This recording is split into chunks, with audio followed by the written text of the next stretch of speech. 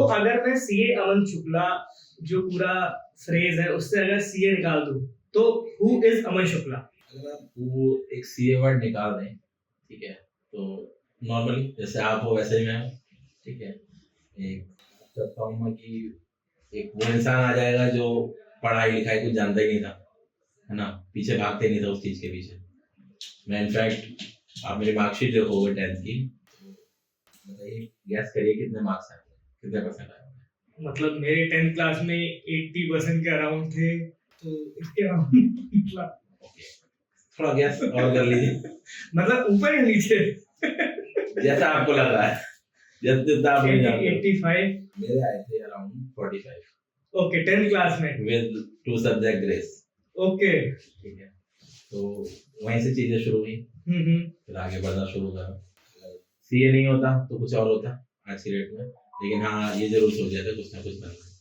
तो एक सीए के अलावा बात करता हूँ तो इमोशनल भी हूँ मैं, और थोड़ा सोशल भी हूँ, लोगों की हेल्प भी करना जानता हूँ, चीज़ों को कहाँ से उठाना है और कहाँ रखना है वो भी चीज़ें समझ में आ गई। तो आप ये बोल रहे हो कि 10th क्लास में 45% मार्क्स लाने के बाद कोई सीए अटेम्प्ट करता है और सीए क्लियर कर सकता है? बिल्कुल कर सकते हैं, मैंने किया है, कोई भी कर सकता है। बताओ, इसकी स्टोरी बताओ, मतलब कैसे, क्या क्या था, ऐसा ऐसा क्या पॉइंट आया था कि मतलब कि 10th क्लास में, क्योंकि मैं इमेजिन नहीं कर पा रहा हूँ क्योंकि ऑब्वियसली देखो, CA is the toughest exam, ठीक है। दूसरी चीज ये कॉम्पिटिटिव नहीं है, जितना जितना मैंने पढ़ा है सीए के बारे में, तो CA is the only exam that is not competitive, कि आपको अपने मेरिट पे आप पास कर सकते हो, ऐसा नहीं है कि कोई दूसरा बंदा आपकी सीट ले लेगा, करेक्ट? हाँ, बिल्कुल सही बात है। तो ये चीज है, और सबसे toughest exam, one of the toughest exam. तो 10th क्लास में अगर 45 है 45% है और उस टाइम नहीं पढ़ा है इतना, तो कैसे क्लियर कर सकता है कोई? तो ऐसा क्या पॉइंट था? जब ना 10th का रिजल्ट आया था उस ईयर में, अराउंड 2008 में, रिजल्ट यूपी बोर्ड का बहुत लेस गया था, अराउंड 30-35 के आसपास गया था। मतलब ये गनीमत है कि पास हो गए।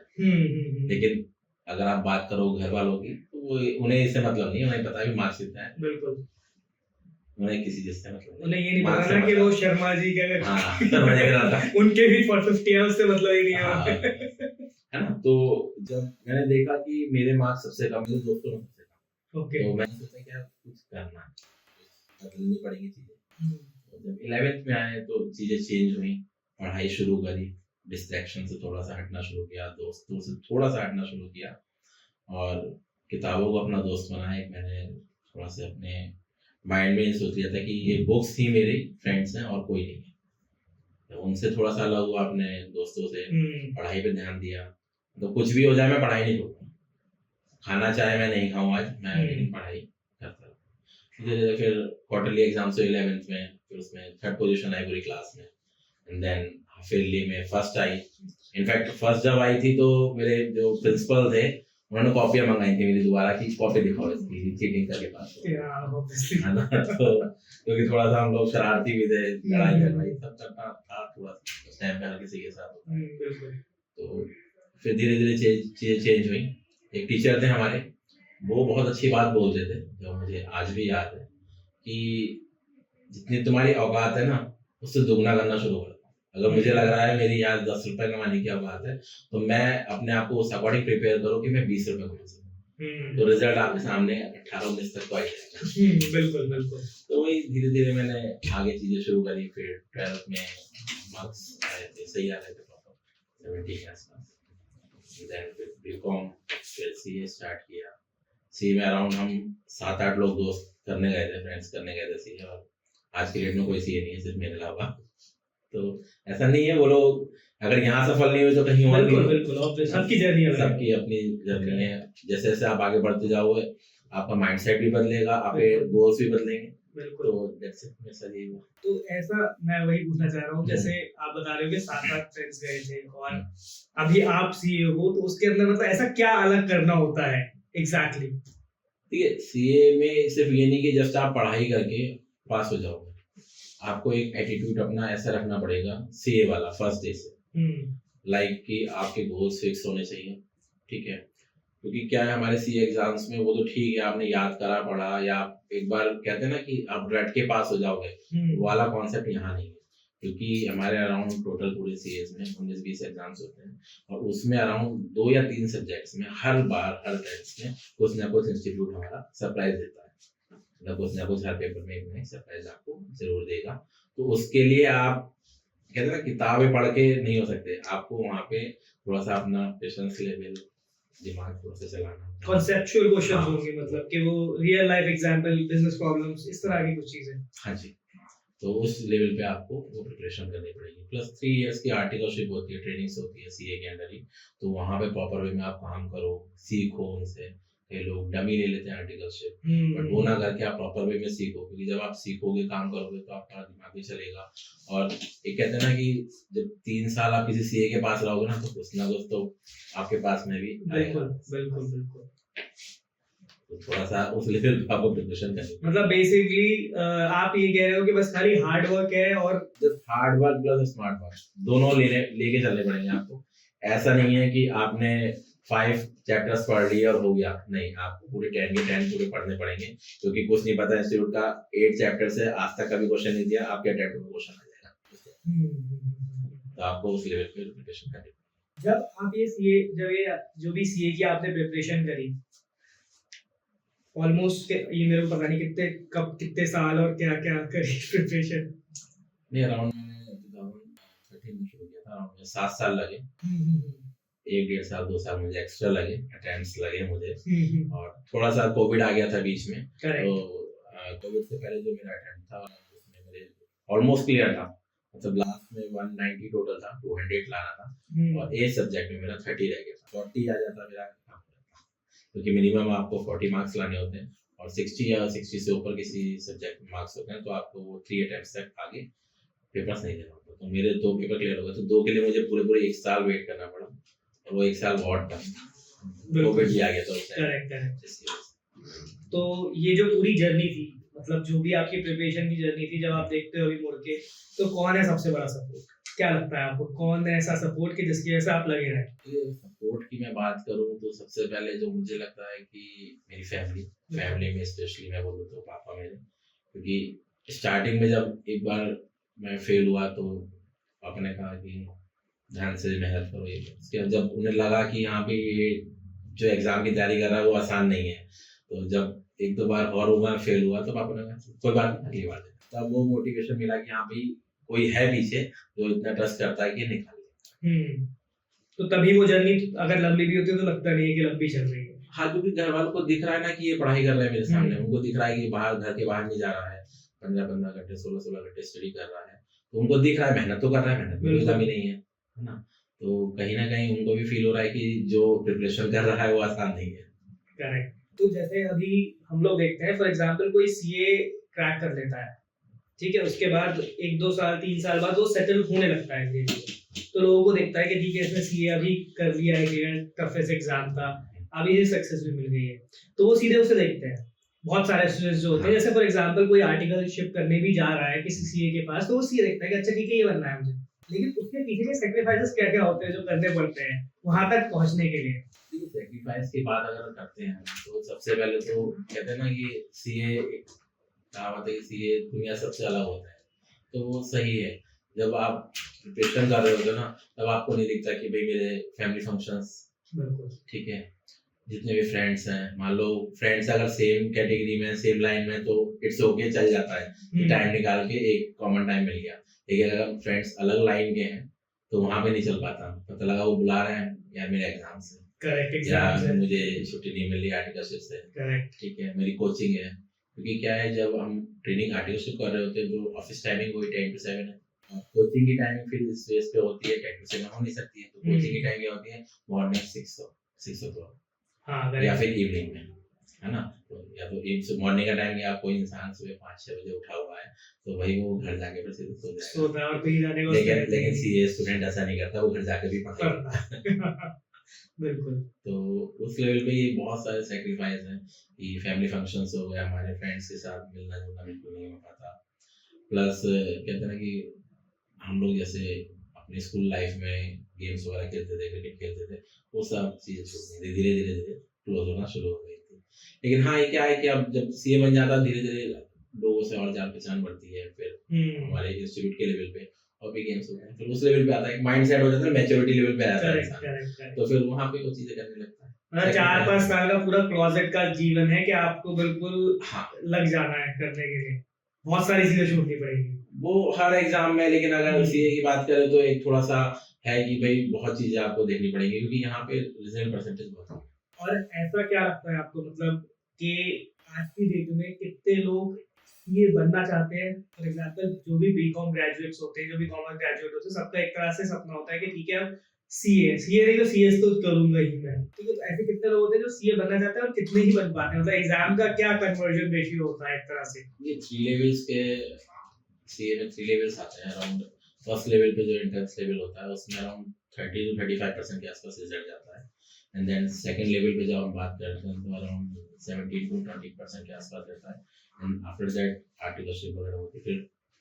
फिर बात करते हैं फाइनल लेवल की, तो वहाँ अराउंड 8 to 10% के आसपास रिजल्ट जाता है।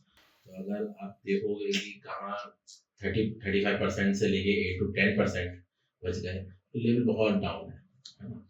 तो अगर मैं एक नॉर्मल सी बात करता हूँ कि अगर 1 लाख स्टूडेंट्स करने गए तो सिर्फ 8,000 या 10,000 ही सीए, क्योंकि बाकी बीच में स्टक हो गए ना, एक अटेम्प्ट फीस चले गए। अब थोड़ा सा यहाँ पे ये अच्छा है कि आईएएस पीसीएस की तरह दोबारा से शुरू नहीं करना है आपको, उस लेवल पे आके आपको इनिशियली स्टार्ट करना है। ओके, जो आपने लेवल क्लियर कर दिया वो कर दिया। हाँ, लेकिन आज की डेट में देखो आपको कि इतना सारी चीजें ग्लोबली चेंज हो रही हैं। अगर मान लो मैं अपनी बात करूं तो जो मैंने स्टडी करी थी अगर 4 साल 5 साल पहले जब मैं सीए बना था, ठीक है, वो वाली नॉलेज और आज की डेट में बात करूँ तो बहुत चीजें चेंज हो गई हैं अबाउट द गवर्नमेंट की पॉलिसीज वगैरह, फाइनेंस बिल्स वगैरह, क्योंकि हमें हर साल जब आपका बजट आता है तो हमें अपडेट होना पड़ता है इस चीज के लिए, अपने आप को अपडेशन करना पड़ता है। तो थिंक अबाउट दैट स्टूडेंट जो फेल हो गया है, ठीक है, मैंने एक बुक पढ़ी पूरी, मैं फेल हो गया, उसके बाद मेरे नेक्स्ट एग्जाम देना है 2-3 मंथ्स बाद, तो उस बीच भी तो कई सारी अमेंडमेंट्स आई होंगी, तो वो बुक भी मुझे कंप्लीट दोबारा करनी है, अमेंडमेंट्स भी कंप्लीट करनी है,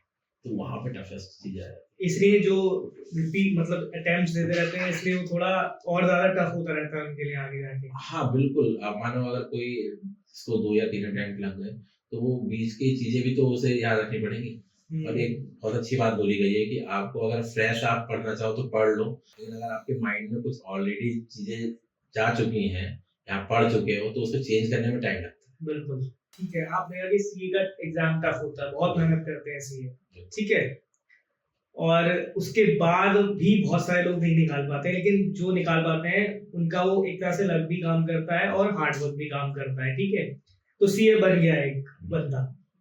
अब मेरे को एक बात बताओ कि एक सीए अगर एक नॉर्मल कोई कंपनी के पास जा रहा है, एक फर्म है, एक सीए है और एक अकाउंटेंट है, और उसे जीएसटी फाइलिंग करानी है, तो वो अकाउंटेंट से कराता है, सीए को बहुत बार नेग्लेक्ट कर देता है। तो आप मेरे को ये बताओ कि इसके रिस्क क्या क्या होते हैं, कि मतलब ऐसा क्यों नहीं करना चाहिए? बिकॉज क्या होता है ना कि वो बहुत सारे लोगों को नहीं होता, वो बस खाली प्राइस की वजह से बहुत सारे लोग इस चीज में फंस जाते हैं। तो ऐसा क्या क्या रिस्क होते हैं, आगे क्या क्या चीजें उन्हें प्रॉब्लम फेस करनी पड़ सकती है जिसकी वजह से वो अकाउंटेंट तो क्वालिफाइड ऑब्वियसली एक्सपीरियंस होगा उसे, बट द थिंग इज कि जो मेजरली जो आप अभी बता रहे हो नए नए अमेंडमेंट आते रहते हैं, क्या नया फाइनेंशियल बजट में क्या एग्जैक्टली आया वो तो सीए को ज्यादा पता होगा। तो एग्जैक्टली वो क्या रिस्क बिजनेस लेता है जब वो अकाउंटेंट को हायर करता है सीए की जगह? अगर देखिए मैं नॉर्मल बात करूं, अगर नॉर्मल जो सीए का काम है और वो अकाउंटेंट से करवा रहा है, लाइक जीएसटी रिटर्न्स फाइलिंग हो गए या फिर उनके आईटीआरस फाइलिंग हो गए, ठीक है, कि जो नॉर्मल अकाउंटेंट कर सकता है वो काम करवा रहा है। तो हाँ, रिस्क फैक्टर सिर्फ नॉर्मल सा, मैं किसी को डिनाई नहीं कर रहा कि उसे नॉलेज कम है, नॉलेज बिल्कुल होगी, और कई मार्केट में अकाउंटेंट भी हमारी एक्चुअली अकाउंटिंग फील्ड से जो लाइन है इसमें क्या है कि आपको 5,000 से लेके 50,000 तक का बंदा मिलता है, आपको जो काम कराना है उस अकॉर्डिंग आप चूज कर लीजिए, करेक्ट, ठीक है। क्या प्रॉब्लम आती है कि जीएसटी में इतने अमेंडमेंट्स आते रहते हैं, इतनी चीजें चेक करनी होती है रिटर्न्स के टाइम पे, बट अकाउंटेंट वगैरह नॉर्मली कुछ नहीं कर देखते, वो सिर्फ क्या करते हैं जो सेल, जो भी आपकी सेल्स वगैरह हुई है, जो भी डेटा आपका है, जस्ट उसको लिया और जीएसटी पोर्टल पे अपलोड कर दिया, उसको रिकंसाइल नहीं किया, उसको चेक नहीं किया, स्क्रूटनी नहीं करी उसकी। तो जब डिपार्टमेंट उसकी स्क्रूटनी शुरू करता है ना, तब सीए की याद आती है। मैंने कई ऐसे केसेस देखे हैं इसमें उनकी अच्छी खासी डिमांड बनी हुई है, जीएसटी डिपार्टमेंट ने नोटिस दिए हुए हैं, इनफैक्ट उन नोटिस का जवाब तक नहीं दिया गया। जब पूछा गया कि भाई क्यों नहीं दिया गया, तो वो कहते हैं कि सर वो अकाउंटेंट ने देखा नहीं, तो वो उसकी ना देखने की वजह से ये इश्यूज होते हैं। इन द अदर हैंड आप किसी सीए के यहाँ काम कराते हैं तो वो प्रॉपरली वे में उस चीज को चेक करता है, प्लस सजेशन भी देता है कि अगली बार से आप ये चीज नहीं ये चीज कर दीजिए। और ये मेजरली बहुत सारी फर्म्स के साथ होता है कि मैंने ये चीज देखी है। हाँ, मैं नॉर्मल आपसे बात करता हूँ, जैसे मान लीजिए सपोज आपने गुड सेल आउट किया, ठीक है, आपके अकाउंट्स में पूरे महीने amount I suppose 10 lakh rupees की, और आपने सेल्स वगैरह करी है अराउंड 6 लाख की 7 लाख की, तो डिपार्टमेंट क्वेश्चन करेगा ना कि 3 लाख रुपीज का किस चीज के आए हैं, पुराने आए हैं या फिर इसी मंथ से रिलेटेड थे तो इसकी सेल आए।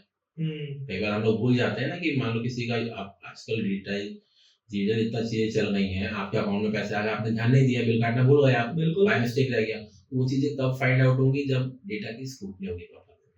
बट तो आपके यहाँ पे स्क्रूटनी हुई नहीं क्योंकि आपने अकाउंटेंट हायर करा। ठीक है, इसलिए मेरा तो सिंपल सा कहना है कि आप अकाउंटेंट हायर करो, ठीक है, लेकिन एक चेकलिस्ट भी तो लगा दो ऊपर। आपको अगर लग रहा है भाई आज की डेट में हर कोई चाहता है कि कॉस्ट कटिंग, कि भाई मुझे पर्टिकुलर कम से कम कॉस्ट पे अच्छी चीज मिल जाए, तो वहाँ पे दूसरा ऑप्शन चूज कर सकता है, क्या दिक्कत है। मतलब अगर कंपनी सीए हायर नहीं कर रही है तो उसे वो सबसे बड़ा रिस्क है कि वो पेनल्टीज जो आने वाली है आगे, हाँ कभी भी आ सकती है, कभी भी आ सकती है, कुछ भरोसा नहीं है। सबसे बड़ा रिस्क तो मुझे वही लगता है फिर।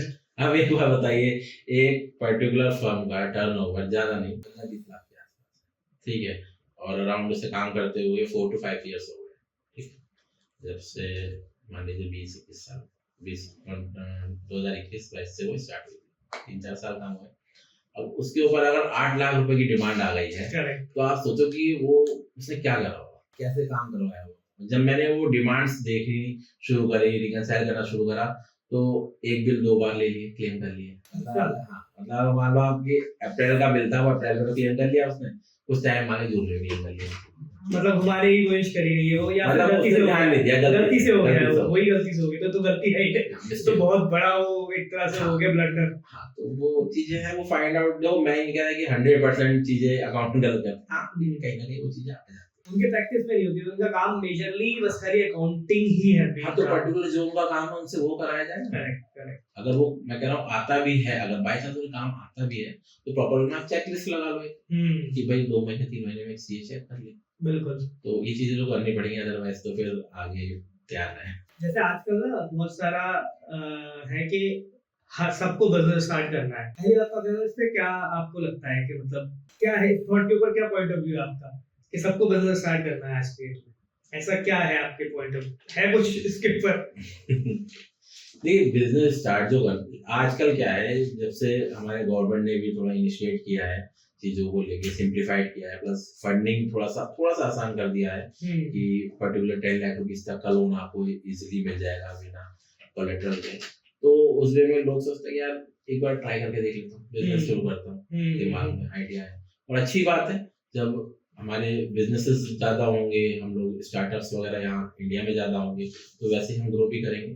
तो मेरे अकॉर्डिंग तो अच्छी बात है कि अगर एक नॉर्मल बंदा कॉलेज से पास आउट है, तो फर्स्टली आप थोड़ा सा ये है कि एग्जिस्टिंग किसी का बिजनेस चल रहा हो तो आप थोड़ा सीखे, फिर अपना शुरू करें, थोड़ा सा एक्सपीरियंसेस लेना पड़ेगा। इनिशियली कहते हैं ना कि इनिशियली आप कुछ भी चीज शुरू करोगे तो आपको वही चीज सीखने में थोड़ा सा समय लगेगा। मेरा तो मानना ये है कि अगर मैं कोई चीज अपने आप सीखूंगा और आप मुझे सिखा दोगे तो बेस्ट है मैं आपसे सीख लूंगा, मुझे समय कम लगेगा क्योंकि मैंने करा ही है वो चीज पहले से। बिल्कुल, तो बेस्ट ये है कि पहले कोई बिजनेस ज्वाइन कर लो, 1 साल 2 साल अपना दो, उसके बाद अपना शुरू करो ना, किसने रोका है। अब जैसे किसी को बिजनेस स्टार्ट कर, बहुत सारे लोग कर रहे हैं, अब करना है, अब उनके पास सबसे पहली चीज आती है मैं करूँ कैसे, जीएसटी लूं, कंपनी रजिस्टर कराऊं, वो एक्सपोर्ट इंपोर्ट का लाइसेंस बनवाओ, एग्जैक्टली क्या है नहीं वो तो है, लेकिन फिर भी आप अगर थोड़ा सिंप्लीफाई कर सकते हो। देखिए, सबसे पहले क्या है कि अगर कोई भी बिजनेस किसी को स्टार्ट करना है तो सबसे पहले देखा जाएगा कि वो बिजनेस का नेचर क्या है, किस वे में करना चाहता है, किस लेवल पे करना चाहता है, प्लस पीछे आपके पास उतना फाइनेंस है। अगर मैं बात करूँ कि आप नॉर्मल ट्रेडिंग बिजनेस है समथिंग ऐसा करना है कि अभी मुझे छोटे लेवल पे करना है, तो आप प्रोप्राइटरशिप में कर सकते हैं। आफ्टर दैट आपको लग रहा है कि मुझे जो डीलिंग्स करनी है, बड़े क्लाइंट्स होंगे मेरे, तो आप एलएलपी या प्राइवेट लिमिटेड के तौर पे जा सकते हैं, क्योंकि जब आप किसी के पास जाते हैं उस लेवल पे तो तभी ट्रीट करता है। कई मार्केट्स में है कि भाई हम तो सिर्फ प्राइवेट लिमिटेड वालों के साथ ही काम करते हैं या एलएलपी के साथ ही काम करते हैं, तो आप उस वे में जा सकते हैं। तो आपको फर्स्टली समझना पड़ेगा कि आपका नेचर ऑफ बिजनेस क्या है, प्लस आपकी डीलिंग कैसी है, प्लस आपको आगे कैसे बढ़ना है, किस लेवल पे बढ़ना है। अभी स्मॉल लेवल पे बढ़ना है, कई लोग होते हैं कि भाई मेरे पास तो बहुत काम है, मेरे सोर्सेज अच्छे हैं और मुझे अब तो सीधे सीधे 100 CR की कंपनी बनानी है, तो आप वो कंपनी बना दो। तो उस लेवल पे फर्स्टली आपको अंडरस्टैंड करना पड़ेगा कि आप किस लेवल पे जा रहे हो। ऑप्शन सारे ओपन हैं, सब इजी तो आप बता सकते हो जैसे मतलब दो तीन बिजनेस के एग्जांपल, अगर प्रोप्राइटर को शुरू करना है तो ट्रेडिंग वाले प्रोप्राइटर शुरू कर सकते हैं। नॉर्मली आपको अगर मान लीजिए सिर्फ ट्रेडिंग का काम ही करना है, सेल परचेज का, तो आप नॉर्मल प्रोप्राइटरशिप में कर सकते हैं या पार्टनरशिप में अपने घर वालों को किसी को इन्वॉल्व करके या अपने फ्रेंड सर्कल में जिसके साथ भी आप बिजनेस करना चाह रहे हो। जैसे लाइक जैसे मैंने आपसे बोला कि यार मैं हमें ये पर्टिकुलर बिजनेस करना है, अच्छा है, तो हम दोनों पार्टनरशिप कर लेते हैं। पार्टनरशिप में तो नॉर्मल पार्टनरशिप फॉर्म बना लेते हैं या फिर लिमिटेड लायबिलिटी पार्टनरशिप फॉर्म बना लेते हैं, उस लेवल पे कर लेते हैं। या हम लोग सोचते हैं कि सपोज मेरा सर्विस का काम है और मुझे यहाँ से सर्विस देनी है सपोज दिल्ली बेस्ड कंपनीज को या फिर बैंगलोर बेस्ड कंपनीज को, तो वहाँ पे थोड़ा सा क्या है उन कंपनीज के लेवल थोड़ा सा अप होता है, तो हम उसके से प्राइवेट लिमिटेड बनाते हैं। थोड़ा सा जाता है कि भाई प्राइवेट लिमिटेड में कि भाई बड़ी लेवल की कंपनी है और नेचर वगैरह चलती है, उसके अकॉर्डिंग हम डिसाइड कर सकते हैं। तो फर्स्टली स्टडी करनी पड़ेगी आपको प्रॉपर, तब प्लस आपकी क्या रिक्वायरमेंट्स है। कई बार तो क्या होता है कि आपके ऊपर जीएसटी एप्लीकेबल नहीं है लेकिन आपको लेनी पड़ती है, क्यों? क्योंकि आप जिनके साथ डीलिंग कर रहे हो वो जीएसटी वाले रजिस्टर्ड बंदों के साथ ही क्लाइंट के साथ ही काम करते हैं, अदरवाइज नहीं करते। तो आपको उस केस में जीएसटी लेना ही लेना, चाहे आपके ऊपर एप्लीकेबल हो या नहीं।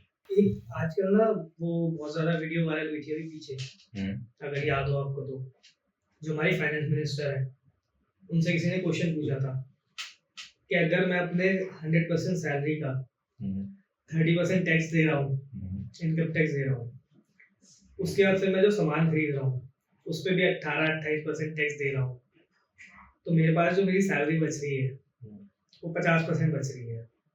तो अगर मैं 1 करोड़ रुपए कमा रहा हूँ तो मैं 50 लाख बस खाली गवर्नमेंट को देने के लिए कमा रहा हूँ। तो इसके ऊपर कुछ पॉइंट ऑफ व्यू आपका? देखिए दो चीजें हैं, एक हमारे इंडिया में एक डायरेक्ट टैक्स होता है, एक इनडायरेक्ट टैक्स होता है। उसने बात कही कि 30% टैक्स, तो 30% डायरेक्टली नहीं जाता कि 5 CR कमा रहे हो और सीधे सीधे 30 लाख रुपए गवर्नमेंट को दे दो। स्लैब के अकॉर्डिंग जो स्लैब्स बने हुए हैं कि 4 to 8 लाख तक 10%, 5% फिर देन 10% 15% ऐसे। तो उस स्लैब के अकॉर्डिंग आपको डायरेक्ट टैक्स गवर्नमेंट को देना है। अब इनडायरेक्ट टैक्स की बात करूं मैं, तो इनडायरेक्ट टैक्स चाहे आप हो, मैं हूं, चाहे वो 1 CR कमाने वाला हो, चाहे एक छोटा सा बच्चा हो, हर कोई इनडायरेक्ट टैक्स दे रहा है। क्यों? क्योंकि जो भी प्रोडक्शन हो रहा है इंडिया में उसके ऊपर जीएसटी एप्लीकेबल है मोस्टली 90% केसेस में। तो इनडायरेक्ट टैक्स तो हर कोई दे रहा है। तो अगर आप उस बात करो कि वो पर्टिकुलर बंदा ही दे रहा है तो वो तो कहना गलत है। गवर्नमेंट को भी आगे चीजें डेवलप करनी है, आगे चीजें बढ़ानी है, तो उन्हें भी तो फंडिंग चाहिए, उन्हें भी तो फंड्स चाहिए, वो कहाँ से लेके आएंगे? इन दो सोर्सेस हैं उनके पास, इसी के बेसिस पे लाएंगे। अभी अभी हम लोग देखते हैं कि बहुत ज्यादा मार्केट में कभी कभी होता है कि जीएसटी बचा ली किसी बिजनेस ओनर ने, ऐसे मतलब कभी भी आते हैं ना, न्यूज आ जाती है या फिर कोई सोशल मीडिया पे ऐसे ही बोलने लगता है कि जीएसटी बचा ली, अरे ये तो जीएसटी देते ही नहीं होंगे। जब से जीएसटी आया है तब से ऐसा बहुत ज्यादा हो रहा है कि जीएसटी के ऊपर बहुत ज्यादा ये गेम हो रहा है। तो ऐसा होता है कि कोई, हाँ एग्जैक्टली वही, तो ऐसा होता है कि बिजनेस ओनर जीएसटी बचा सकते हैं, मतलब बचा के सकते हैं, तो एक तरह से तो गलत चीज ही है, लेकिन ऐसा होता है क्या? अच्छा ये सकते हैं सर, एक्चुअली क्या जाता है, कंज्यूमर्स हमारा आज की डेट में अपडेट नहीं है, वो ना अवेयर नहीं है, वो सोचता है कि मैं कुछ थोड़े से पैसे बचाने के चक्कर में वो उसका जीएसटी जो उसके प्रोडक्ट पे लगा हुआ है वो कहीं ना कहीं चोरी हो जाता है। चोरी कैसे होता है? मान लीजिए आप और मैं, आप गए मार्केट में कुछ सामान लेने गए वहाँ पे और आपसे उसने कहा कि ये पर्टिकुलर चीज 100 रुपए की, आपने कहा ठीक है, आपने उसको कैश दिया और आप लेकर आए। अब आपने दो चीजें मिस आउट करी, एक तो आपने बिल नहीं लिया उससे, ठीक है, बिल को नहीं लिया, उसमें भी वो ट्रिक करता है कि बिल लोगे तो आपको 105 रुपए का पड़ेगा, 118 रुपए का पड़ेगा, 110 रुपए का पड़ेगा, ऐसे करके वो चीजें कर रहा था। आप कहते हैं तो फालतू को 10 रुपए में वो उसी चीज का वो मिसयूज करके वो आपके जो आप प्रोडक्ट लेके गए वो किसी को पर्टिकुलर जिसके पास जीएसटी रजिस्ट्रेशन है उसको वो सेल आउट करते हैं। उस बेसिस पे क्या होता है, वाला जो जीएसटी है जो आपका था वो पास ऑन हो जाता है किसी और को, आपने कैश में अमाउंट दिया वो सेटल कर देते हैं। तो मेरे लिए मुझे एडवाइस यही है आप लोगों को कि कंज्यूमर कभी भी जाए कहीं पे बिल्स वगैरह जरूर लें और कोशिश करें कि अकाउंट्स वगैरह में ऑनलाइन ट्रांसफर करना शुरू करें, दैट्स द बेस्ट वे। एक और क्वेश्चन इसके अंदर, जैसे जीएसटी हम लोग बिजनेस कर रहे हैं तो जैसे मैं एक बिजनेस कर रहा हूँ, मार्केटिंग एजेंसी का, सर्विसेज का बिजनेस कर रहा हूँ, ठीक है। तो क्या मैं परचेज कर रहा हूँ तो मैं सब पे जीएसटी क्लेम कर सकता हूँ क्या, जो भी सामान परचेज कर रहा हूँ? जो आप बिजनेस पर्पस के लिए कर रहे हैं सिर्फ उन पर आप जीएसटी क्लेम कर सकते हैं बिजनेस पर्पस के लिए। जैसे एग्जाम्पल, जैसे आपके मान लीजिए पर्टिकुलर इक्विपमेंट्स हो गए, आपके कैमरेज हो गए, माइक हो गए, ठीक है, आपके फर्नीचर्स वगैरह हो गए, इस पे आप जीएसटी क्लेम कर सकते हैं। इन द अदर हैंड कुछ गवर्नमेंट ने ब्लॉक ट्रेड बनाए हुए हैं, block trade in the sense की पर्टिकुलर चीज आप चाहे बिजनेस यूज के लिए ही कर रहे हो लेकिन उसका आपको जीएसटी का क्लेम नहीं मिलेगा। जैसे आप मान लीजिए गाड़ी की सर्विस कराएंगे, है ना, या फिर कार खरीदते हैं, हालांकि आप 100% बिजनेस यूज कर रहे हैं लेकिन आपको जीएसटी का क्लेम नहीं मिलेगा। उसमें गवर्नमेंट ने क्राइटेरियाज बना दिए कि इन पर्टिकुलर सर्विसेज का क्लेम तब मिलेगा आपकी इन और आउट दोनों सेम सर्विस हो। एज लाइक मेरा ट्रैवल एजेंट हूँ मैं और मेरा ट्रैवल एजेंट का काम है, तो मैं जो गाड़ियाँ परचेज कर रहा हूँ प्लस उस पे जो सर्विसेज दे रहा हूँ उसका क्लेम तब मुझे ओके, तब अगर मैं कोई गाड़ी से टैक्सी चला रहा हूँ तो मैं टैक्सी के लिए ले रहा हूँ तो मेरे को मिल जाएगा जीएसटी। हाँ, अब आप फूडिंग है, खाने पीने की चीजें लेते हैं या केटरिंग की, आप अपने यहाँ पार्टी कर रहे हैं, केटरिंग की सर्विसेज ली, उसका क्लेम आपको जीएसटी का नहीं मिलेगा। इन द अदर हैंड आपका काम ही केटरिंग का है, तो आपने क्या करा कि मेरे पास सपोज केटरिंग के 10 ऑर्डर आए, मैं 8 ही कर सकता हूँ। मैंने किसी पर्टिकुलर बंदे से कॉन्टेक्ट किया 2 के लिए, उसने मुझे बिलिंग दी, मैंने उसका क्लेम जीएसटी कर सकता हूँ क्योंकि मैं आगे जो सर्विस दे रहा हूँ वो भी केटरिंग की है। तो आप ले सकते हो सब चीजों का रेट, बशर्ते वो ब्लॉक रेट है उसको छोड़। इसलिए अकाउंटेंट की रसी है। सही जवाब। तो अभी हम जीएसटी से थोड़ा निकल के आते हैं इनकम टैक्स। ओके, आज हमारा एग्जाम है। थोड़ा इनकम टैक्स की तरफ आते हैं, और अभी ये पिछले 2 साल से बहुत कंफ्यूजन है।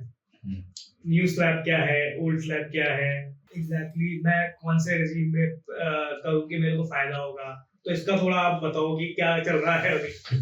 एक्चुअली क्या है कि पहले जब इनिशियली चीजें थी तो एक ओल्ड स्लैब चल रहा था, सिर्फ नॉर्मल स्लैब एक था कि उसमें आप पर्टिकुलर कोई भी सैलरीड हो, बिजनेसमैन हो, उसकी पर्टिकुलर इनकम होती थी। उसमें से गवर्नमेंट ने कुछ स्टैंडर्ड चीजें बना रखी थी कि आप LICs करा लो, FD करा लो, है ना, इन चीजों को करा लो जिससे कि इंसान की सेविंग भी हो। तो गवर्नमेंट कहती थी इनका आप डिडक्शन ले लो, क्यों? क्योंकि पर्टिकुलर एक कहते हैं ना नेशनल डेवलपमेंट के लिए काम आता है, वो चीजें आ रही हैं उससे चीजें, बट तो वहाँ पे आपको डिडक्शंस वगैरह प्रॉपर वे में मिल जाए। अब क्या होना शुरू हुआ, क्योंकि इंडिया में हम तो लोग बहुत जुगाड़ करते हैं, तो लोगों ने फेक डिडक्शन देने शुरू किए। तो गवर्नमेंट ने चीजें नोटिस करी तो उन्होंने 2 क्राइटेरियाज बना दिए।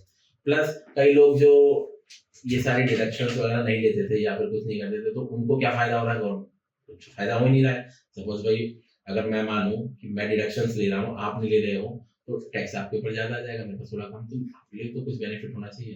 तो उन्होंने क्या करा, छोटे छोटे स्लैब से एक न्यू टैक्स स्लैब बना दिया, ठीक है। तो वहां पे चीजें शुरू होने धीरे धीरे आ गई। अब गवर्नमेंट अब मे बी एक रूमर है, बट सुनने में आया कि गवर्नमेंट अब नेक्स्ट ईयर से ये ओल्ड स्लैब को बिल्कुल ही खत्म कर देगी। क्या आपको न्यू में ही काम करना है? हाँ, कि न्यू में ही आप जाओ और कोई डिडक्शंस वगैरह कुछ नहीं मिलेगी, क्योंकि लोग बहुत फेक डिडक्शंस ले रहे हैं सभी। हालांकि ये नहीं है कि 100% फेक डिडक्शंस है, मैं मानो अगर 40% भी है तो गलत है। नहीं, गलत तो गलत ही होगा ऑब्वियसली। तो ये है कि 2 स्लैब बने हुए हैं, एक में डिडक्शन अलाउड है, एक में डिडक्शन अलाउड नहीं है। जिसमें डिडक्शन अलाउड है उसमें टैक्स रेट थोड़ा सा हाई है, और जिसमें डिडक्शंस अलाउड नहीं है उसमें थोड़ा सा कम है टैक्स रेट। एक हाइपोथेटिकल क्वेश्चन है कि जैसे फॉर एग्जांपल TID है, हम लोग 10 करोड़ का रेवेन्यू करते हैं, तो ऐसा हो सकता है कि उस पे भी टैक्स ना देना पड़े। ये आप रेवेन्यू से जस्टिफाई नहीं कर सकते कि पर्टिकुलर टैक्स लगेगा नहीं लगेगा, डिपेंड करेगा आपके जेन्युइन खर्चे के। अगर मैं बात करूं, आपकी फर्म जो है LLP है, करेक्ट, ठीक है, तो LLP में क्या है, आप लोग 3 पार्टनर्स हैं, तो कुछ प्रॉफिट आपका पार्टनर्स में डिस्ट्रीब्यूट होता है। आफ्टर दैट जो बचता है पार्ट, उस पर 30% गवर्नमेंट टैक्स लेती है।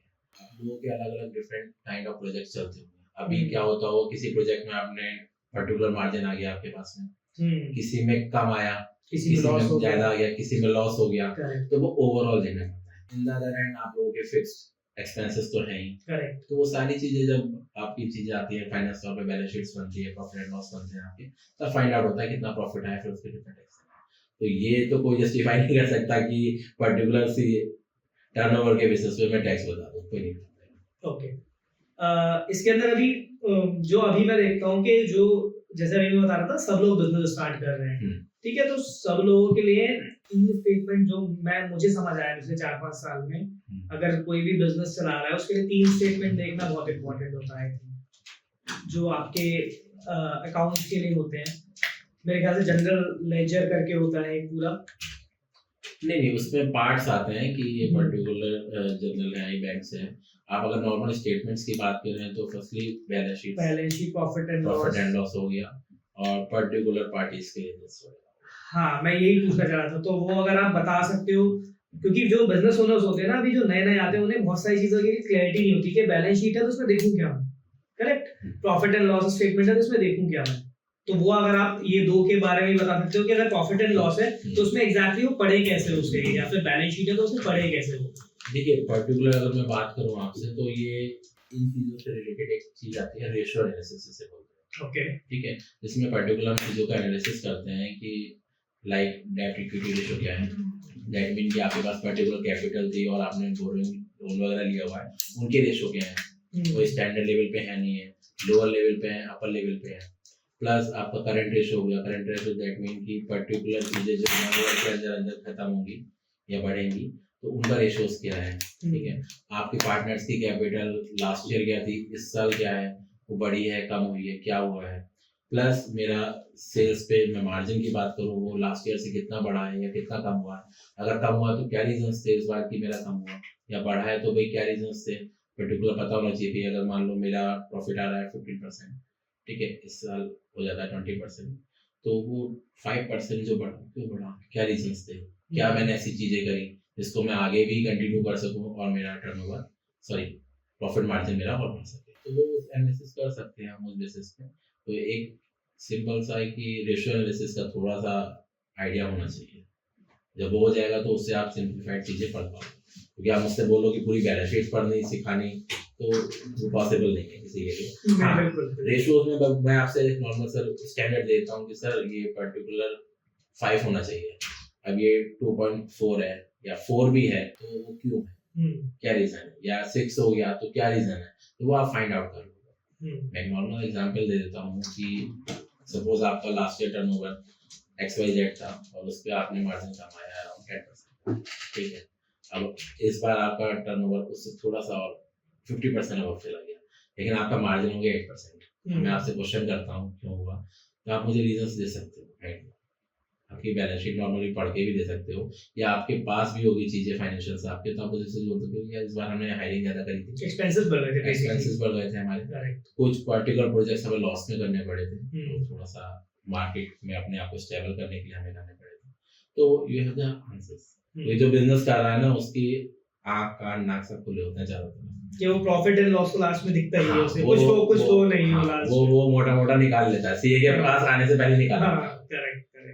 तो ये तो क्वेश्चंस थे सीए, अकाउंटिंग और इन सब चीजों के बारे में। अभी आपने कंटेंट क्रिएशन की जर्नी स्टार्ट करी है, तो कैसा फील हो रहा है, क्या लग रहा है, क्या मजा आ रहा है, कुछ नई चीजें अपने बारे में सीखने को मिल रही हैं, क्या लग रहा है, बताइए। अभी जब मैंने लास्ट ईयर अपने जब गोल्स वगैरह टारगेट्स वगैरह लिखे थे ना, तो एक ये वाला टारगेट मेरे से मिस आउट हो गया था। Miss out in the sense कि मैं अभी अपना ऑफिस खोलने में समथिंग में बिजी था, मैं इस वजह से ज्यादा ध्यान नहीं दिया।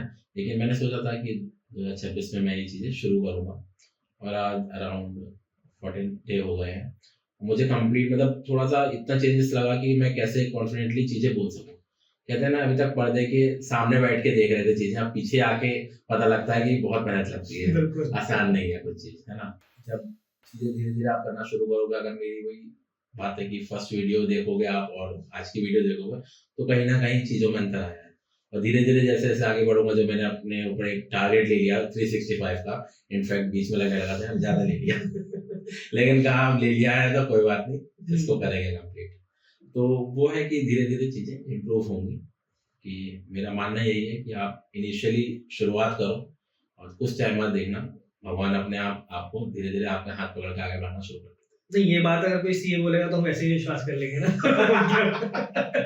उनके अंदर तो वैसे ही पेशेंस और कंसिस्टेंसी होती है ऑलरेडी। हाँ, ये चीज ये इंस्टीट्यूट हमारा सिखाता है। हाँ भाई। तो अभी हम एक बहुत इंपॉर्टेंट क्वेश्चन है, जैसे ना ये सीए के मतलब सीए की प्रिपरेशन में भी आप ले सकते हो कि है तो प्रोफेशनल कोर्स ही एक तरह से, ठीक है। तो कभी कभी क्या होता है, हम काम कर रहे होते हैं प्रोफेशनल लेवल पे, कोई बिजनेस कर रहे होते हैं और बर्नआउट हो जाता है कि करे जा रहे हैं करे जा रहे हैं करे जा रहे हैं, आए जा रहा है काम, अपने आप को टाइम नहीं दे रहे। तो कभी ऐसा फील हुआ है, अगर हुआ है तो मतलब किस तरह से आपने उसे ओवरकम करा है? ये क्या है कि हम लोग वर्क सीजन्स होते हैं, लाइक मार्च के आसपास सीजन रहेगा या जुलाई में या सितंबर में, उस टाइम पे बस हमसे मत पूछो कुछ भी, ना खाने ना पीने के लिए, ना कोई फैमिली फंक्शंस, जस्ट सिर्फ काम का 14 घंटे काम, 15 घंटे, इनफैक्ट कभी कभी 24 आवर्स भी हो जाता है। तो उस लेवल पे अगर मैं बात करूँ तो हेक्टिक है, चीजें स्टक हो जाती हैं माइंड लेवल पे, लेकिन एक कहते हैं ना कि कुछ आप अभी कर रहे हो, उसके बाद आपको पता है इसके बाद आपको रिवॉर्ड मिलेगा पर्टिकुलर, कि इसके बाद तो यार चल 1 महीने का काम है, ठीक है निपटा दूंगा, फिर तो रिलैक्स हो जाऊंगा। तो उस लेवल पे चीजें हैंडल हो जाती है। अब इतना टाइम हो गया है, 5 से 6 साल हो गए आ रहा हूँ, तो थोड़ा एक हैबिट में भी आ गया है, हमारे भी आ गया प्लस घर वालों के भी आ गया, घर वाले भी नहीं रोकते अब, उन्हें पता है सितंबर चल रहा है, तो वो नहीं पूछते कितने बजे आओगे, बोले ठीक है खाना खा के दोबारा चले जाओ काम करते। तो अब हमारे हैबिट में आ गया। तो क्या ये हेल्दी है? सर हेल्दी की मैं बात करूँ तो हेल्दी तो नहीं है। आप अगर पर्टिकुलर कंप्यूटर से लगे हुए या पर्टिकुलर कोई भी इंसान तो 24 आवर्स या 15-16 घंटे काम नहीं कर सकते, कहीं ना कहीं तो हमारे बॉडी को माइंड को हार्म करती है, लेकिन उसके सब्स्टिट्यूट हम ले सकते हैं कि थोड़ा थोड़ा हम बीच बीच में रिलैक्स कर लेते हैं, है ना। अगर सिस्टम पे काम कर रहे हैं तो आज की डेट में इतने चश्मे वगैरह आ गए हैं उस लेवल के, वो यूज कर सकते हैं। प्लस अपने खाने पीने का थोड़ा सा अच्छा ध्यान रख सकते हैं उस टाइम पीरियड पे, खाने पीने का ध्यान हमेशा रखना चाहिए वैसे, लेकिन हाँ, लेकिन जब पता है आपको लॉस ज्यादा हो रहा है तो थोड़ा सा अपने आप को अवेयर ज्यादा। इसके अंदर मैं ये पूछना चाह रहा हूँ कि कभी कभी जब ये सीजन आता होगा तो इसके अंदर आप लोग ज्यादा ओवरबर्डन इसलिए भी हो जाते हो कि कुछ गलतियां बिजनेस ओनर्स करते हैं, कुछ गलतियां गवर्नमेंट के बीच में, सीए थोड़ा गलतियां तो नहीं कहेंगे सर अब, लेकिन एक थोड़ा सा होता है कि अब मैं इस बार की बात करूं तो इस बार अच्छे से काम क्लोज हो रहा था, सब चीजें हो रही थी, बट सडनली क्या चीजें होती कि जब गवर्नमेंट के पोर्टल्स वगैरह इतने अच्छे नहीं है, तो जब इतना स्ट्राइक पहुंच गया, इतनी पब्लिक पहुंच गई वहां पे, है ना, तो पोर्टल पूरा आपका डिस्ट्रॉय हो गया, हैंग हो गया, चल ही नहीं रहा है, 2-3 दिन चल नहीं रहा, हम लोग सिस्टम के सामने बैठे हुए हैं, सब चीजें रेडी है, जस्ट फाइल अपलोड करनी है, तो चल ही नहीं रहा है। तो वहां पे आगे थोड़ा सा प्रेशर बन जाता है। तो गवर्नमेंट ने डेट्स बढ़ाई थी, लेकिन हमारा ये कहना है कि भाई आगे से आप डेट्स मत बढ़ाइए, अपने सिस्टम को अच्छा कर लीजिए, हमें डेट्स नहीं चाहिए। वो तो नहीं होगा गवर्नमेंट बहुत बहुत मुश्किल है वो, मतलब कि वो, क्योंकि वही है ना, इंडिया में सबसे बड़ा प्रॉब्लम ये है कि जो गवर्नमेंट टेंडर्स होते हैं वो लोएस्ट बिड के ऊपर जाएंगे जब तक, तो तब तक विदाउट एनी बैकग्राउंड चेक तब तक ये चीजें होती रहेंगी। क्या अच्छा खासा अमाउंट गया है अभी प्रोसेस तो जाता तो लोएस्ट बिड पे ही है ना, अब चाहे वो इन्फोसिस दे रही है या कोई भी कंपनी दे रही है, चाहे वो रोड का प्रोजेक्ट है चाहे वो आईटी का प्रोजेक्ट है, तो वो बात वही आती है एट लास्ट। तो वो है ठीक बात है, अब थोड़ा सा सीएस भी अवेयर हो गए सर, उन्हें पता है कि लास्ट लेवल पे आके चीजें इतनी बिगड़ जाती हैं, तो इनिशियली वो चीजें बीच बीच में करना शुरू कर देते हैं, लाइक मार्च एंडिंग से पहले कुछ चीजें फाइंड आउट कर लो, क्लाइंट से मीटिंग कर लो, डेटा जितना हो सके, जितने क्लाइंट्स का हो सके एटलीस्ट उतना तो करो, बाकी पता ही है कुछ तो क्लाइंट लास्ट में आते हैं, इतने ज्यादा अवेयर तो आजकल वो कस्टमर्स भी हो गए हैं जो आईआरसीटीसी पे बुक करते हैं उन्हें भी पता है कि कौन से टाइम पे बुक करना है कि जब ट्रैफिक कम हो, कि सर्वर लोड नहीं ले पाते हैं वो। हाँ ऑब्वियसली बिल्कुल। तो यही है कि ठीक है, कई जो सर कुछ भी काम करोगे तो वहाँ पे प्लस माइनस हर जगह है, तो अब उन प्लस माइनस को कंसीडर करके अपने आप वो चीजें बदल लो, तो बेस्ट वे वही है, वही हम लोग करते हैं। ठीक है बिल्कुल। अभी हम लोग आते हैं गेमिंग सेक्शन पे, ठीक है। उसके अंदर मैं सबसे पहले तो आपसे कुछ क्वेश्चन एंड आंसर्स पूछूंगा, जिसके अंदर क्वेश्चन होगा आपको उसका आंसर करना है नॉर्मल। ठीक है, अभी तो हम बातें कर रहे हैं अभी क्वेश्चन एंड आंसर्स पे आते हैं, तो पढ़ाई वाले हिसाब से एक चीज जो हर वर्किंग प्रोफेशनल को 30 साल उम्र होने के पहले सीख लेनी चाहिए, कोई भी काम जो करना चाहता है, कोई भी फाइनेंस मैनेज करना, दैट मीन पैसे कहाँ खर्च करने हैं, क्योंकि आज की डेट में सब खून पसीना एक करके पैसे कमा रहे हैं, और आजकल लोग खर्च भी बहुत ज्यादा कर रहे हैं, खर्च भी ज्यादा कर रहे हैं, तो एटलीस्ट उन्हें फाइनेंस कहते हैं, फाइनेंस मैनेजमेंट जरूर आना चाहिए कि आप पर्टिकुलर जितना भी अर्न कर रहे हो उसमें से कितना कितना कहाँ जाना चाहिए, कुछ फंड्स तो अपने पास सेव भी करना चाहिए। बिल्कुल वो है ना रूल कि मतलब 6 महीने का आपके पास होना चाहिए, बेस्ट राइट डेज के लिए आपके पास। करियर में सबसे ज्यादा ऐसा कौन सा बहुत ज्यादा डेंजरस झूठ होता है जो हम खुद को बोलते रहते हैं? ओवर मोटिवेशनल होना या फिर कहते हैं ना कि सेल्फ डाउट एक तरह से हो जाता है। दोनों चीजें ही हैं। ये चीजें अगर हम लोग इन चीजों को छोड़ दें और रियलिटी पे आ जाए कि जो चीज एक्चुअल में दिख रही है, हाँ ठीक है ये है, एक्सेप्टेंस जरूरी है। तो ये चीजें अगर हम एक्सेप्टेंस लेना शुरू कर दें, सपोज मैं एक नॉर्मल बात कर रहा हूँ, मुझसे कोई काम नहीं हो पा रहा, मैं कह रहा हूँ यार करूंगा, मुझे पता है पर्टिकुलर मेरे सामने वाले बंदे को आता है, मैं उससे थोड़ी सी हेल्प नहीं कर सकता हूँ, बट मैं अपने ईगो के बेसिस पे कहता हूँ नहीं यार मेरे को उसको आता है, मैं कर लूंगा। वो चीजें नहीं करती। और एक ये भी कि मतलब कल छोड़ दो, कल इन द सेंस कि पुराना वाला कल जो हो गया हाँ, छोड़ दो, और जो आने वाला तो छोड़ो, जो अभी है उसे करो पहले। हाँ बिल्कुल, क्योंकि आप देखिए जो जा चुका उसे छोड़िए, बट जो आने वाला है आज आप जो कर रहे हैं उसके बेसिस पे ही आएगा वो ऑब्वियसली। अब मैं 2 दिन से अगर यहीं बैठा रहा हूँ और मैं कहूँ यार मेरी मीटिंग थी, मैं जा नहीं पाया, 2 दिन बाद अगर मैं ये रिग्रेट करूँ तो मेरी गलती थी ना, मैं क्यों नहीं गया। अगर आज कोई कंफ्यूज है सीए, एमबीए, जॉब, बिजनेस, तो एक जो नॉर्मल लेमैन जिसे पढ़ाई के बारे में एबीसीडी नहीं पढ़ा किसी ने, तो वो क्या एडवाइस देगा, क्या करना चाहिए उसे? तो कोई एडवाइस पर्टिकुलर स्पेसिफिक नहीं दे सकता, कोई भी नहीं दे सकता स्पेसिफिक। नहीं, जैसे अगर जनरल पब्लिक होती है, उनकी टर्म्स में इन चारों चीजों में सबसे ज्यादा सेफ ऑप्शन क्या है आज? CA, MBA, job, business. Sir मैंने बोला ना कि इसमें मैं या आप इसको स्पेसिफिक नहीं कर सकते। सपोज आपको पढ़ाई पसंद नहीं, या 12th तक बहुत पढ़ाई कर ली, अब नहीं पढ़ाई करना है, अब मुझे बहुत पैसे कमाने हैं, तो पहले जॉब कर लें, 6 महीने अपने आप को सिक्योर कर लें, उसके बाद फिर अपना बिजनेस शुरू करें। ठीक है, इन द एंड सर मैं थोड़ी बहुत पढ़ाई कर सकता हूँ और मुझे पर्टिकुलर इस फील्ड में पढ़ाई करनी है, तो एमबीए कर सकते हो, क्यों नहीं कर सकते। एमबीए कर लो, उसके बाद आपको जिस फील्ड में जाना है उस फील्ड में चले जाइए आप। प्लस आपको लगता है मैं इनिशियली बिजनेस को 6 महीने अपने आप को दो, किसी पर्टिकुलर बिजनेसमैन के यहाँ जॉब कर लो, आप देखो आप क्वेश्चन कैसे होते हैं, क्या है, मतलब जिस फील्ड में आपको काम करना है। करेक्ट। एज लाइक आपकी डिजिटल मार्केटिंग वाला ही काम करना है, तो आपका इंटर्न लग जाए 5-6 महीने के लिए, सीख गया, देन अपना काम शुरू कर लें। बिल्कुल। तो स्पेसिफिक नहीं हो सकते हम, सबके लिए अलग अलग सिचुएशंस है, वो किस अकॉर्डिंग सोचता है, किस अकॉर्डिंग काम करता है, आप ऐसा कर सकते हैं। ये क्वेश्चन बहुत आजकल बहुत चलता है, जो आजकल जो जनरेशन है उसके अंदर तो बहुत ही ज्यादा चलता है, जेन ज़ी जनरेशन जो चल रही है। वर्क लाइफ बैलेंस क्या होता है? Work life balance, work life balance ये होता है, सिंपल सा मैं बोलूँगा अगर, कि 24 घंटे हैं मेरे पास, 24 घंटे में से मुझे कहाँ पे क्या देना है, अगर ये बैलेंस करना आ गया आपको तो वर्क लाइफ बैलेंस होता है। तो क्या वो पॉसिबल है आज की डेट में? हाँ बिल्कुल पॉसिबल है, लेकिन वो पॉसिबल तभी है सर आप फर्स्ट डे से डिसिप्लिन।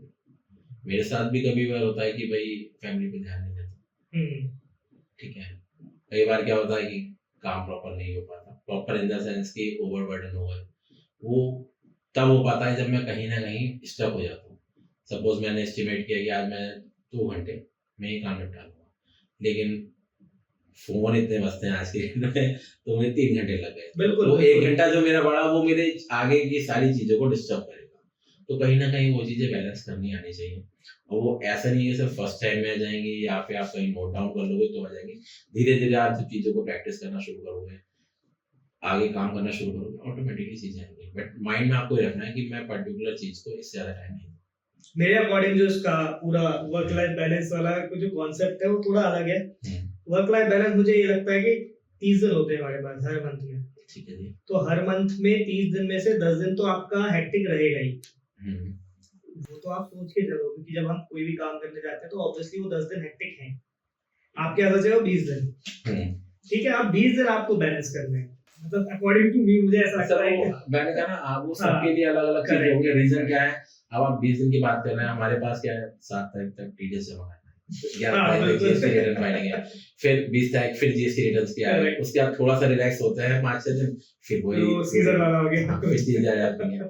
तो वो सबके लिए अलग अलग है, लेकिन एक अगर आप चीजें बांटना चाहें पर डे को, फर्स्ट डे को अगर एक डे की 24 घंटे की बात करो तो अराउंड 8 + 8 + 8 डिवाइड कर लीजिए, 8 आवर्स अराउंड स्लीप वगैरह, 8 आवर्स आप वर्क करो, 8 आवर्स आप फैमिली पर्सनल सब चीजें। करेक्ट। तो अब हम एक लास्ट गेम पे आ गए हैं, फिर हम क्लोज करते हैं इसको। ओके, तो इसके अंदर मैं एक सेंटेंस बोलूंगा, आपको उसे कंप्लीट करना है।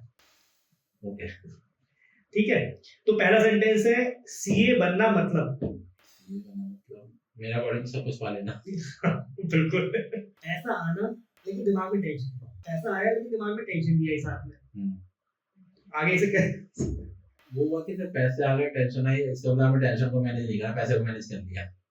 ठीक है। अगर मैंने सीए नहीं करी होती तो शायद मैं ISPC से दैट्स गुड। करने वही जा रहा था पहले। अच्छा है, मतलब यही सोचना चाहिए मेजरली लोगों को। आजकल के जो यंग प्रोफेशनल होते हैं सबसे बड़ी गलती क्या करते हैं? ये सेंटेंस कंप्लीट इतना ही क्वेश्चन नहीं है। मुझे जो लगा अभी तक देख के, वो यंग प्रोफेशनल थोड़ा सा कंफ्यूज हो जाते हैं चीजें देख के। जैसे हमारे टाइम में क्या था कि दो चीजें बोलता हूँ मैं, कि एक तो स्पेसिफिक चीजें थी कि बीकॉम कर लो, एमकॉम कर लो, सीए कर लो, ISPC कर लो। बट आज की डेट में बहुत सारी चीजें इतनी बहुत सारी है। मतलब इनफैक्ट एक दो लोग तो मेरे कांटेक्ट में ऐसे आए, मैंने नाम ही नहीं सुना था उस चीज का। मतलब वो चीज कर रहे थे, तो यहाँ से सीधे USA से एक बंदा बैठा है, उससे टाई अप करके वो अपना वर्क कर रहे थे। और उस वक्त में भी कि भाई क्या करते हो सर, मैं उनके लिए बंदे यहाँ इंडिया में हायर करता हूँ। अब सोचो कि सर वो कोई काम है, किसी के माइंड में आया नहीं आया। बट वो उन्होंने क्या किया कि सर मैं वहाँ से क्या करता हूँ, पर्टिकुलर उन्हें चीज़ों की रिक्वायरमेंट्स होती है ऑनलाइन, एंड देन मैं यहाँ से हायर। प्लस हमारे टाइम में क्या था, इतने डिस्ट्रैक्शंस नहीं थे। आज के यूथ के पास तो इतने डिस्ट्रैक्शंस हो गए हैं, वो बेचारे कहाँ तक चीज़ों को फाइंड आउट करेंगे। हमारे सिर्फ एक टीवी होता था, फोन घर वाले देते नहीं थे। बिल्कुल ठीक है। आज क्या है, बच्चा होगा नहीं, फोन आ गया उसके पास में, तो वो डिस्ट्रैक्शंस बहुत है। यूथ को ये है कि कंफ्यूजन ज्यादा है कि पर्टिकुलर मैं ये कर लेता हूँ, कुछ ना देखते हैं मेरे दोस्त वो कर रहा है, वो करूँगा नहीं। हाँ बिल्कुल, ये तो रहता है। या वो फोन पे देख लेते हैं कि यार मुझे पर्टिकुलर यूट्यूबर की तरह बनना है, कि उसने इतने पैसे कमा लिए इतने टाइम में, मुझे ये करना है। ठीक है, तो मेरा कहना ये है, आपको जो करना है करो, लेकिन लग के करो प्रॉपर वे में, तभी आप सक्सेसफुल हो। एक ही लास्ट सेंटेंस के साथ ओवर करते हैं हम लोग। सीए से सब कुछ पूछ लेना, बट उसके अटेम्प्ट्स मत पूछना। ओके, इसी पे हम लोग ऐड करते हैं पॉडकास्ट। ठीक है, थैंक यू अमन। अगर आप अपने ऑडियंस से कुछ कहना चाहते हो, आप कंटेंट क्रिएशन कर रहे हो तो कुछ कहना चाहते हो, या कस्टमर्स के लिए, बिजनेस ओनर्स के लिए कुछ कहना चाहते हो, तो आप कह सकते हो, जो भी आपको एडवाइस देनी हो। ये मेरी एडवाइस सिंपल सी है। अबाउट द प्रोफेशन बात करूं मैं, तो आप सीए को जरूर इन्वॉल्व करो। ठीक है, आप अकाउंटेंट से या पर्टिकुलर काम करा भी रहे हो, ठीक है, पर कहीं ना कहीं उसे ईयर में एक बार दो बार इन्वॉल्व करना जरूर शुरू करो। तभी आपको चीजें दिखेंगी कि जहाँ कुछ अगर गलती भी हो रही है तो विद इन अ ईयर वो चीजें प्रॉपर वे में सही हो जाए। दूसरा, मेरा एक चैनल है मिस्टर मोटिवेशनल टॉक करके, उसमें मैं थोड़ा सा चीजें डाल रहा हूँ अभी, कि जो मैंने कुछ सीखा है अपनी लाइफ में वो आगे लोगों को शेयर करूँ, और कहीं ना कहीं अगर एक या दो लोग भी उससे मोटिवेट होते हैं या सक्सेसफुल होते हैं, तो मुझे लगा कि वो मेरा चैनल सक्सेसफुल हो गया। तो प्लीज उस चैनल को सब्सक्राइब जरूर करना। Thank you.